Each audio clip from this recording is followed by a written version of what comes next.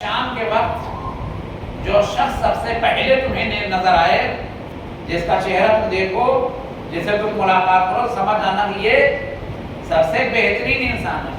موسیٰ علیہ السلام انتظار میں تھے، دن تمام ہوا، شام آئی تو دیکھا تو سامنے سے وہی صاحب چلے آ رہے ہیں، انہی میں نگاہ پڑی جس کو صبح دیکھے تھے۔ توجہ جا رہا ہوں ذرا، کرم پروردگار کو آپ پہچانیے۔ میں کیا کر رہا تھا؟ اللہ کی رحمتوں سے نا امید نہ ہوئیے۔ کیوں میں نے اس آیت کو اٹھایا؟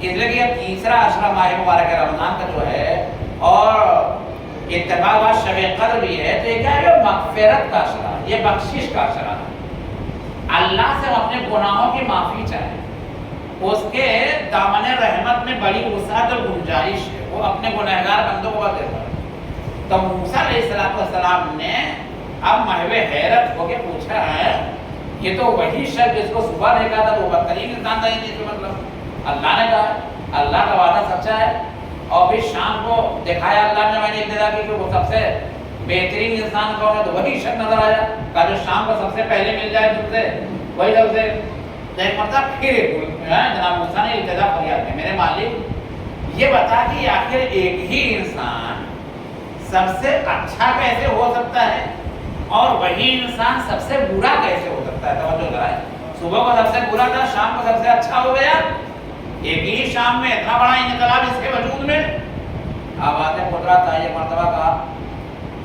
تو اب اس نے وہ پورا معاملہ بیان کیا، کہا کیا ہوا؟ کہا کہ یہ صبح کو جب یہ شخص نکلا تھا یہ بہت بڑا گنہگار تھا، کاندھے میں اپنے بیٹے کو بٹھائے ہوئے باپ جنگل کی طرف چلا جا رہا، بہت بڑا گنہگار، سب سے بدتر انسان تھا موسیٰ کی امت کا۔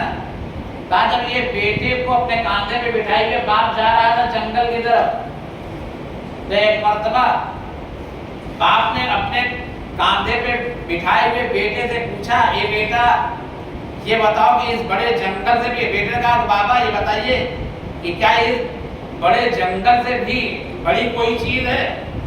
تو باپ نے کہا ہاں بیٹا، اس بڑے جنگل سے بڑا کہیں پہاڑ ہے جو بہت بڑا ہے۔ کہا اس پہاڑ سے بھی کوئی بڑی چیز ہے؟ بیٹے نے باپ نے کہا ہاں بیٹا، بیٹا سوال کرنے آ رہا ہے اور باپ جواب دے رہا ہے، کہاں بیٹا اس پہاڑ سے کہیں بڑا آسمان ہے جو بڑا وسیع و عریض ہے، جو پوری کائنات کا احاطہ کیے ہوئے، سایہ کیے ہوئے۔ لیکن نے کہا بابا کیا اس آسمان سے بھی بڑی کوئی چیز ہے؟ کہاں بیٹا؟ ایک مرتبہ باپ نے آنکھیں سر کھینچی، سر جھکایا، کہا بیٹا اس آسمان سے بڑا تیرے بابا کا کہیں گناہ ہے، اس سے بڑا گناہ؟ تیرے بیٹے نے کہا بابا کیا آپ کے گناہ سے بڑی کوئی چیز ہے؟ ایک مرتبہ بڑے اطمینان سے گنہگار باپ نے بیٹے کا سوال کا جواب دیتے ہوئے کہا، بیٹا میرے رب کی رحمت اس میرے گناہ سے بڑی کہیں میرے رب کی رحمت ہے۔ اللہ اکبر۔ تو اللہ نے کہا اے موسیٰ، اس اتنے بڑے میرے گنہگار بندے نے چونکہ اپنے گناہوں کا اقرار و اعتراف کرتے ہوئے اپنے گناہوں سے توبہ و استغفار کر لیا ہے، بخشش کی دعا کر لیا ہے، لہذا میں نے اپنے اس بندے کے گناہوں کو صرف نہ یہ کہ میں نے معاف کر دیا ہے بلکہ میں نے اس کے گناہوں کو نیکیوں میں بدل دیا ہے۔ بتائیے اتنی بڑی رحمت کہاں ملے گی؟ یا من سبقت رحمتہ غضبہ، اے وہ پروردگار جس کی رحمت اس کے غضب کے آگے آگے چل رہی ہے، رحمت آگے ہے غضب اس کا پیچھے۔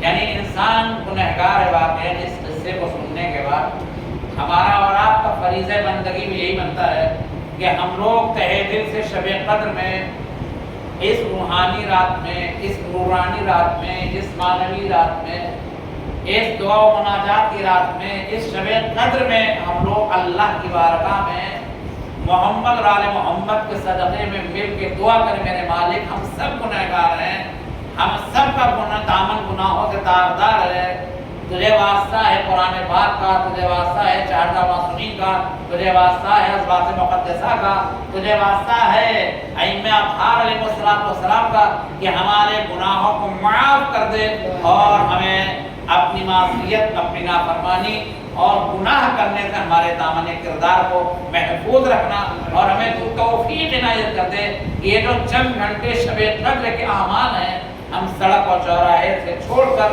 مسجد و خانہ بندگی میں آ جائیں، تاکہ ہم اپنے اس پر قیمتی وقت کو ہم زیادہ سے زیادہ صرف کر سکیں عبادت و بندگی و مناجات میں۔ وآخر دعوانا ان الحمد للہ رب العالمین۔